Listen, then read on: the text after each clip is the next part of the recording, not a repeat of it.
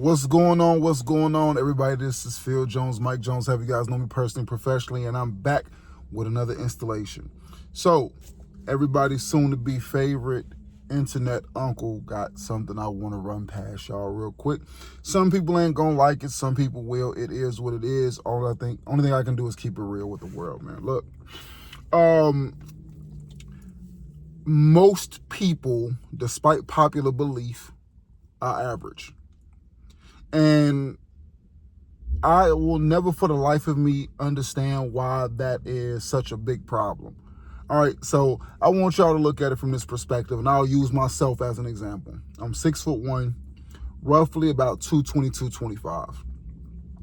So allegedly, there's about 20% of the 8 billion people that's in the world that's taller than me. Height to weight proportion, I could stand to lose a couple of pounds or at least tone it up and make it look good. However, I know that 80% of the world is smaller than me.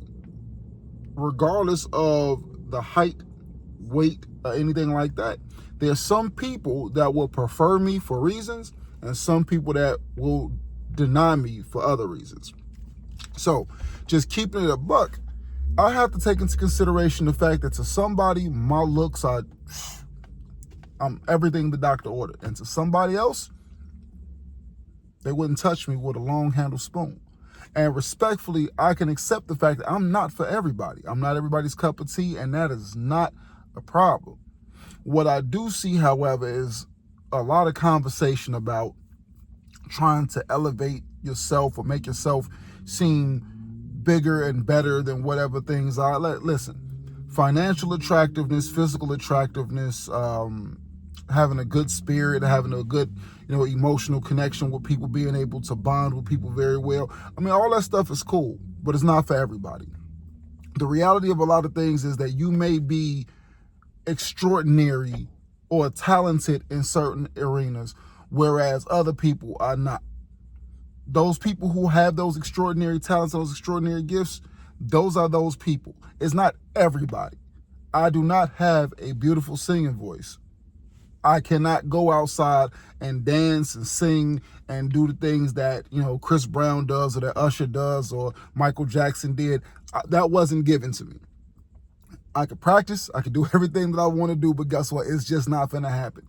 At least not at that elite level. And look, at close to 40, I ain't trying to try neither. But respectfully, I understand that certain people are elite in certain areas where I am not. And it's perfectly okay. I may have certain talents, certain gifts that other people don't have. That's okay. But a lot of times we find people who are absolutely delusional about where they stand, where they rank, and what they're all about. Look, if you're looking to have anything in your life, I don't care what it is, just insert thing here. If you're looking to have anything in your life, it is important for you to first be realistic about where you are. If you look at yourself in the mirror and you tell yourself that you are a 10, you are a 9, that you are above average somewhere, the world has an interesting way of humbling folks and putting them in a proper perspective. I can literally walk down the street and be taller than everybody else there, but that does not mean that I am literally the most attractive person there. I have to take into consideration that there are attributes about me that makes me a more viable candidate in the eyes of others. I guess you want to call it the marketplace or whatever. And there's certain things that makes me less viable. I mean, I could be great as far as height, and I could suck as far as personality.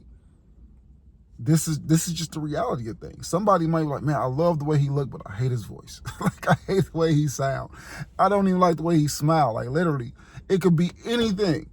It could be anything under the sun, and you have to be able to respect the fact that different strokes are different folks. But listen, most people are not that special. And out of 8 billion people in the world, for you to come somewhere in the mean, 5 billion women, 3 billion men, for there to be somewhere in the mean, for you to be in the middle of those numbers, that's not that bad. That's not that bad. But this increasing need that people have of trying to elevate themselves over other people or rank themselves higher than other people, I can't necessarily understand where that is. I don't know if it's an insecurity. I don't know what it particularly is rooted and stemmed from, but it's unnecessary. 9 times out of 10, if you are that, other people are putting you above that. They are placing you above that. The treatment that they give you indicates that you are that. Not you. You don't tell yourself, oh, well, I am this. You can't convince me that you're that. If I don't see it, I don't see it. But generally, as a rule of thumb, I tell both men and women, and again, humble opinion, I'm not a sociologist, I'm not a statistician, just my assessment of things, which I think is a fairly decent assessment in 40 years, is you are the average of what you attract. Many people don't see it that way. Probably not.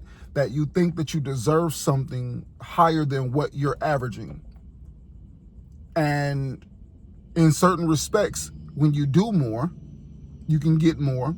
When you present yourself with more, when you get more things that other people value or that they hold to a higher standard, then yeah, sometimes that can elevate you within a standard deviation of wherever that platform is. But you don't go from a 4 to a 10. You don't go from a hard 6 to a 10. And one other thing that is like, I think that's very difficult for people to understand is, I live in Florida. I don't know if anybody's ever been to Florida. There's a lot of beautiful people down here in Florida. I may personally be a Orlando 6. I may be a Las Vegas 9. I might be a Chicago 4. I might be a New York 1. I might be a LA negative. Depends on what the average of what is considered attractive in those areas and where I fall in line with those things. You could be based on community. I could be in a specific building where I'm the most attractive man in that building, but the second I step outside and I go into this other building, now I'm at the lower end of the spectrum.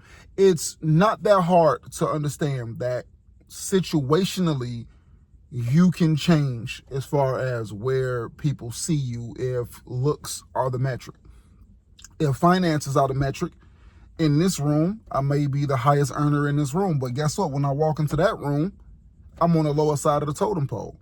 I can talk big cash over here, but over here in this room, I got to sit down and shut up because I ain't that over here. And I think that that's another thing that has to be taken into consideration, that sometimes social media will lie to you. They will tell you that you are more attractive than what you are, that you are more something than what you are. You start believing the likes and the mentions and everything else, but it's a dopamine hit. It's an endorphin hit. The good thing is that you are spread out amongst so many more people that is not within your neighborhood. So you're not being seen within such a small sample space, so more people are able to see you. The bad part about it is people lie. And the worst part about people lying is the fact that it does not give you a realistic metric, because when you go out here to date or you go out here to interact with other people in any capacity, the endorphin hit that you expect to get from social media, you think translates into real life, and it doesn't. So it's just some things to think about, man. But it's like, if you are that, people will show you that you are that. And if you are not that, life has a tendency to humble folks. Anyway, that's my time, man. Keep being average. Y'all take it easy.